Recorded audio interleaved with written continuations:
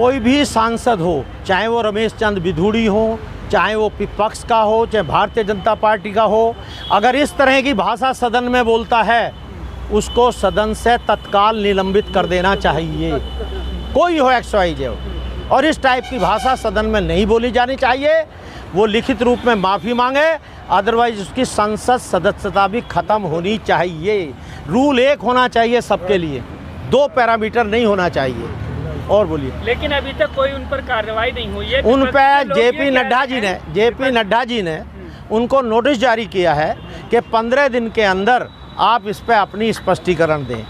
और जो हमारे लोकसभा अध्यक्ष हैं उन्होंने जो है उसको चेतावनी दी है और संसद की कार्रवाई से इस चीज़ को निकाल दिया गया। ये कार्रवाई हुई है। सर इससे पहले शायद लोग बता रहे हैं कि ऐसा कभी भी गाली गलौज पार्लियामेंट में नहीं हुई है, तो बीजेपी 15 दिन का टाइम क्यों लगा रही है?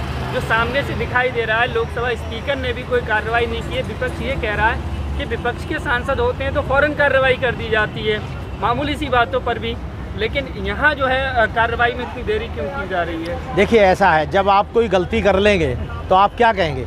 आप यही तो कहेंगे हम कार्रवाई कर रहे हैं, हम कार्रवाई कर रहे हैं। वास्तविकता ये है भारतीय जनता पार्टी कोई कार्रवाई नहीं कर रही है, इसको हम कार्रवाई नहीं मानते। आप मुझे बताइए, सेंगर जिसने उस बेटी को मारा, उसके बाप को मारा, उसकी बहन को मारा, उसके पूरे घर को उजाड़ दिया, आखिर कब कार्रवाई हुई? जब सुप्रीम कोर्ट ने कहा तब कार्रवाई हुई। इसलिए भारतीय जनता पार्टी जिस आशय से आई थी कि ये सबसे अलग है, लेकिन वास्तविकता में ऐसा नहीं दिखाई दे रहा। उसको तो और ज़्यादा अग्रेसिव होना चाहिए कि हमारा सांसद, हमारा विधायक यदि कोई भी कुछ बदतमीजी करेगा हम निकाल के बाहर कर देंगे, ये होना चाहिए। कुछ लोग कह रहे हैं बीजेपी प्रमोशन करेगी उनका, क्योंकि इससे पहले अनुराग ठाकुर ने बयान दिया था कि देश के गद्दारों को गोली मारो सालों को केंद्रीय मंत्री बना दिया गया, तो इनका ही प्रमोशन हो सकता है। लेकिन अब बीजेपी जो है प्रमोशन अगर इसी तरह करती रही तो जनता इनका डिमोशन कर देगी। जनता इनका डिमोशन कर देगी कि तुम जहाँ थे दो थे पहले, कि 2 पे ही टिका देगी इनको। आने वाला चुनाव इस बात की ताकीद करेगा कि भारतीय जनता पार्टी का रुख अगर ऐसा रहता है तो ये बहुत गर्त में चले जाएंगे। मोदी जी का भी कोई बयान नहीं आया इस इतने गंभीर मामले पर। ऐसा होता है, बहुते जोगी मठ उजाड़। जब बहुत ज़्यादा योग्य बन जाते हैं ना बहुत सारे लोग, तो वो फिर मठ उजड़ जाता है, वही हालत है। मोदी जी की अब सुन कौन रहा? क्या मोदी जी ये चाहते हैं कि बिधूड़ी या सदन में कोई आदमी ऐसा स्टेटमेंट दे? इससे तो मोदी जी की इमेज खराब हो रही है, लेकिन फिर भी दिया है। इसका मतलब मोदी जी का कंट्रोल अपने सांसदों पे नहीं है। लेकिन वो बोल भी तो नहीं रहे, क्रिटिसाइज भी तो नहीं कर रहे हैं। कैसे क्रिटिसाइज करे? घर का मुखिया अगर उसका कोई बेटा जाए के कोई गड़बड़ कर दे और तुम उसके आगे लगा दोगे कि हाँ बोलिए इस पे आपका क्या कहना, वो क्या बोलेगा यार? उसको दुख है बहुत ज़्यादा। मोदी जी इस मामले में अच्छे आदमी हैं, लेकिन मोदी जी के जो सांसद हैं उन्होंने उनको बहुत नुकसान पहुंचा दिया। लोग कह रहे हैं कि अगर दुख होता तो उनके खिलाफ कार्रवाई करते, पार्टी से निकाल देते अब तक, और उनकी सदस्यता भी खत्म कर दी जाती। उनको ये लगता है अगर पार्टी से निकाल दें, जैसे ब्रिजभूषण शरण सिंह है, वहाँ उसके 8-10 जो MP हैं उसके बल पे आते हैं, तो फिर चुनाव कैसे जीतेंगे? ये लग रहा है उनको। लेकिन ये गलत फहमी है उनकी। अगर ऐसे लोगों को बढ़ावा दिया जाएगा और उस पर कोई कार्रवाई नहीं की जाएगी तो जनता भारतीय जनता पार्टी को डिस्कार्ड कर देगी। जो लोग कह रहे हैं कि सनातन युगों से चला आ रहा, और सनातन धर्म जो है, पहले हमें समझना पड़ेगा कि सनातन क्या है। सनातन वो है जो सार्वभौमिक सत्य है, यूनिवर्सल ट्रूथ है, जैसे सूरज पूरब में निकलता, तो ये है। लेकिन अगर कोई आदमी कहे कि सांप के काटने से, झाड़ने से इलाज हो जाएगा, तो ये तो सनातन नहीं है, ये तो हिंदू धर्म हो गया। तो इनको जो सनातन वाली परिभाषा है, उस सनातन की परिभाषा को इन्होंने बदल दिया है।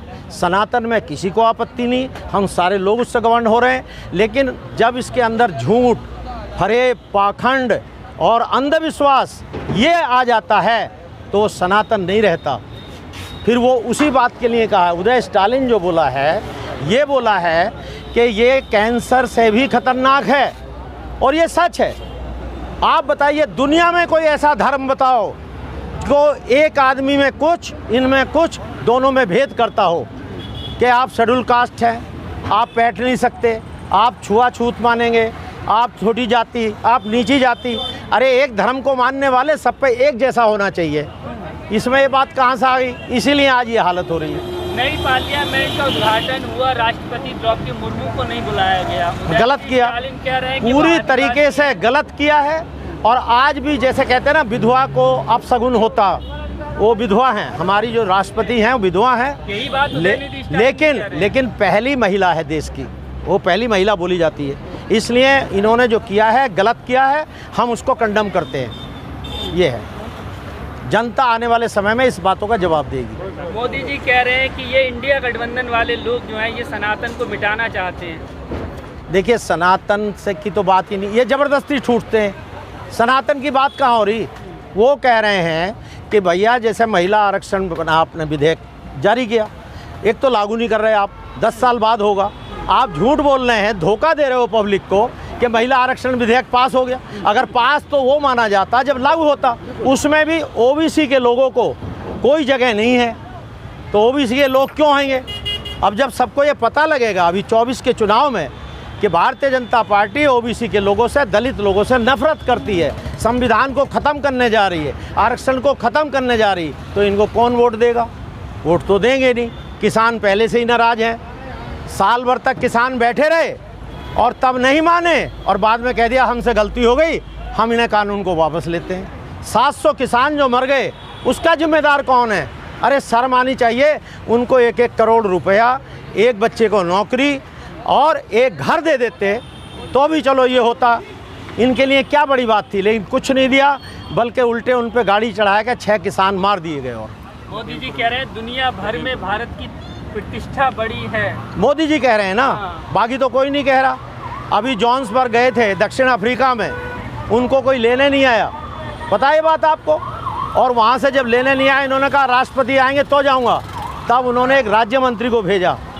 तो ये प्रतिष्ठा बढ़ रही है या घट रही है, बताओ? कह रहे हैं महिलाओं का सशक्तिकरण कर रही है हमारी सरकार। महिलाओं का कैसे सशक्तिकरण कर रही है? जब आप गरीब आदमी हैं, दलित आदमी है, मुसलमान आदमी है, उसके लिए तो आप कुछ नहीं कर रहे। ये तो जो सांसद है उसकी वाईफाई के बैठ जाएगी। तो महिलाओं का काम हुआ, गरीब का काम हुआ? गरीब को कुछ नहीं कर रहे। इसमें तो अमीर और अमीर बन जाएगा। तो इसीलिए उनका आरक्षण निश्चित होना चाहिए। बल्कि मैं तो कहता हूँ ये 33% नहीं, ये 50% होना चाहिए।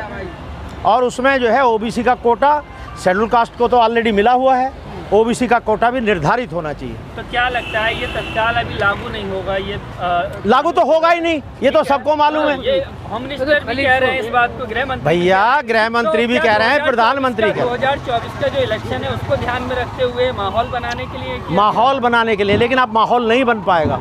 आज बच्चा पढ़ा लिखा है, वो ये जानता है कि थम्स अप की बोतल पीने से मेरे को क्या नुकसान है, अब वो ये जानता है। आप ये बताओ, जब लागू ही नहीं होना और ओबीसी को जगह नहीं दी गई है, तो इस बात को नहीं समझेंगे लोग।